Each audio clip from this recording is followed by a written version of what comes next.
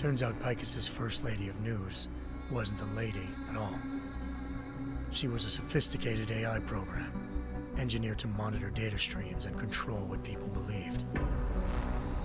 Liza told me the Mercs had brought in a Humanity Front doctor named Isaiah Sandoval to remove the scientist's implanted tracking devices while Detroit's satellites were down. She also told me to speak to David Sarif if I wanted to learn more. By the time Malik and I got back to Detroit, tensions between normal and augmented citizens had reached a flashpoint. Riots were breaking out in several cities, and the UN was being urged to intervene. Sarif was trying hard to convince Hugh Darrow, the inventor turned philanthropist who'd once been a leading proponent of enhancement technologies, to help stop a possible regulatory vote. Sarif had a lot riding on Darrow.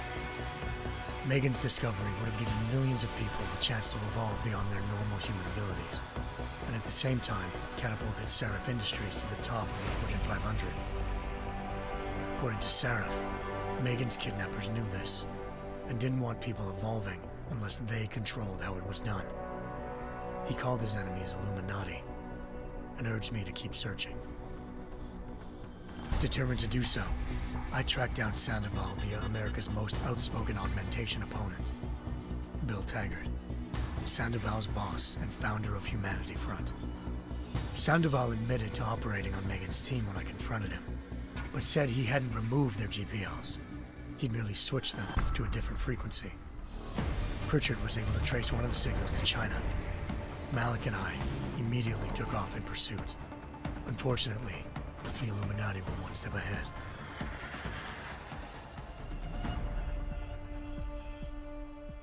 Ambushed. Shot out of the sky by Bell Tower Associates, seconds after entering Hengsha's airspace. Malik's piloting skills saved me.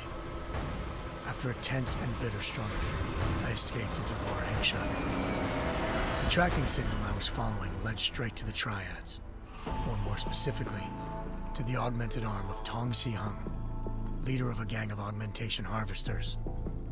Tong said they'd taken the arm off a corpse, which Bell Tower had left at their door, meaning at least one of Sarif's scientists was dead. Maybe not the rest of them, though. Tong pointed me to a port used for human trafficking and helped me slip aboard a Bell Tower ship. It was sailing to Rifleman Bank Station, a military base in the South China Sea. Bell Tower was holding kidnapped civilians as prisoners there, and using them to perfect the Hyron Project, a human-computer interface that left most of its test subjects dead. My search for Megan would have ended then, if not for a mysterious ally named Quinn. In exchange for my help exposing Bell Tower, he slipped me aboard a second ship headed to Singapore, and an Illuminati-run biotech facility called Omega Ranch. 3 of Sarif's scientists were there, forced by their captors to create a technology capable of remotely shutting down augmented abilities. Thanks to an emergency recall notice issued by the World Health Organization, millions of people all over the world already had the biochip installed. With the help of the scientists, I tracked Megan to a private section of the ranch. There, I ran into Yaron Namir, the walking tank who'd put a bullet in my brain the first time we met. He'd teamed up with Zhao and was hoping to catch me off guard. Their little ambush didn't work. I found Megan in a suite belonging to Hugh Darrow, the billionaire philanthropist who'd Sarif had called on for help. Darrow had convinced her to go along with the biochip plan by promising to sabotage the tech. As she was explaining this, Darrow appeared in a global broadcast, telling the world that augmentations would be the death of mankind. Then he activated the biochips to prove his point. All over the world, augmented people flew into a killing frenzy. Darrow had betrayed everyone, and it was up to me to set things right. To do it, I had to reach Panchaea, a massive installation in the Arctic Ocean. As I raced through corridors built by an all-augmented workforce, I saw death and destruction firsthand. By the time I shut down Darrow's broadcast, I knew the damage he'd done. Still, humanity's future remained unclear. How would the world react to this sabotage? Would people ever regain their faith in augmentations again? What would be the Illuminati's next move? Only time could give us the answers.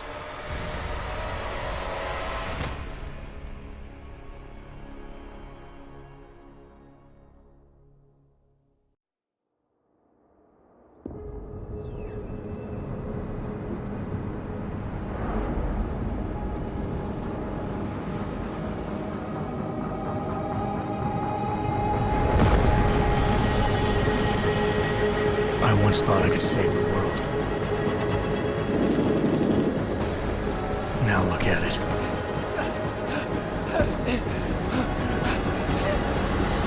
In yet another augmented terror attack, 251 passengers aboard Sister Airlines Flight 451 were killed when an augmented passenger broke into the plane's cockpit and ruthlessly butchered its flight crew.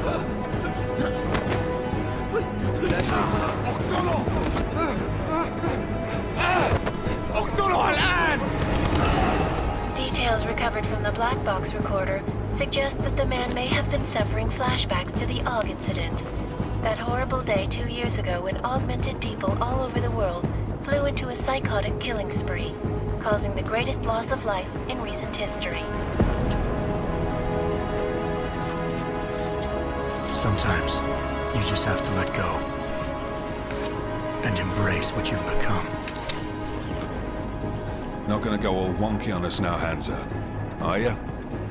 Well, if I do, McCready, I guarantee you'll never see it coming. Agent Jensen! Am I gonna have a problem with you? No, sir. No reason to assume you would. Good, because you are the only augmented operative on this team, and I intend to make good use of you. Listen up, all of you. We got a sandstorm barreling down our arse and we can't afford to make mistakes.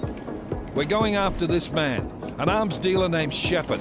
He's ex-Bell Tower, one of the Special Forces commanders who disappeared during the incident. And he's come out of hiding.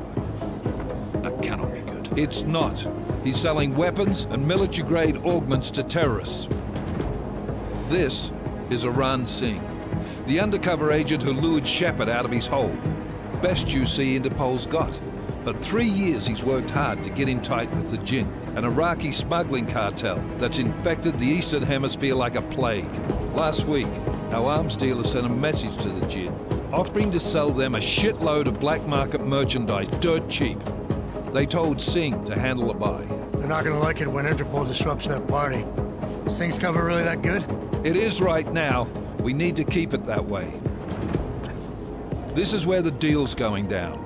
A half-finished high-rise hotel that's been abandoned ever since the incident. It's not a pretty picture inside. Let me guess. Most of the laborers were augmented with heavy-duty industrial rigs. So when the incident hit, and they all went schizo, things got gruesome real fast. And no one, except for some homeless junkies, have been inside the place ever since. So what's the plan, Director? Singh's meeting Shepard on the ground floor, inside the hotel's main atrium. He sent the bulk of his Jinn crew to the penthouse levels to secure a vantage point. I want McCready's team to take up positions overlooking the atrium and make the arrest. Jensen, you're going in solo from the roof. My objectives? Keep the Jinn from joining the party. As far as we can tell, only one route connects the atrium to the penthouse level, a halfway decent elevator shaft. Here.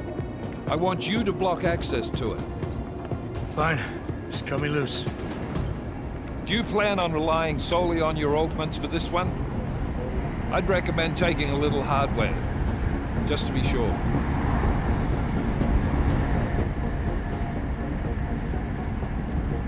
I'm not leaving my six exposed. Give me something lethal. Your call, but Singh's undercover in all this. So watch your fucking sights.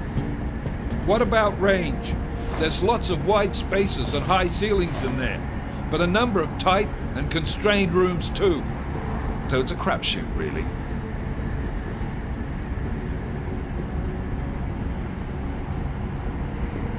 Never was one to play the odds.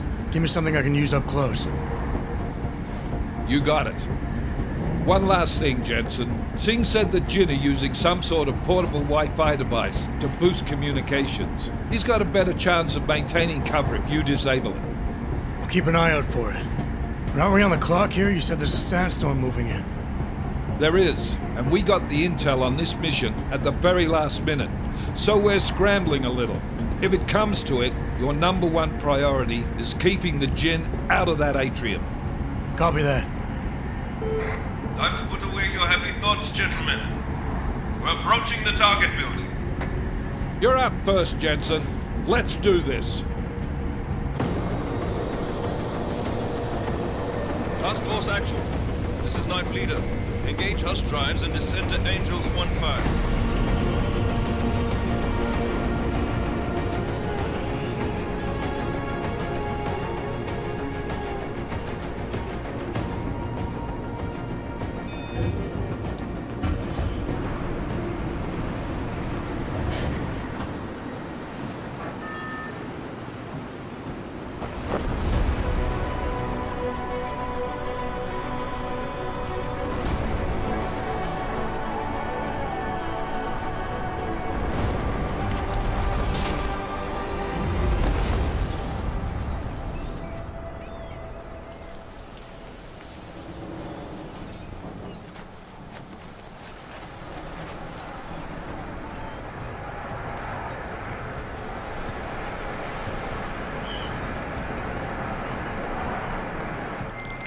Team leader, this is Jensen. I'm on the roof.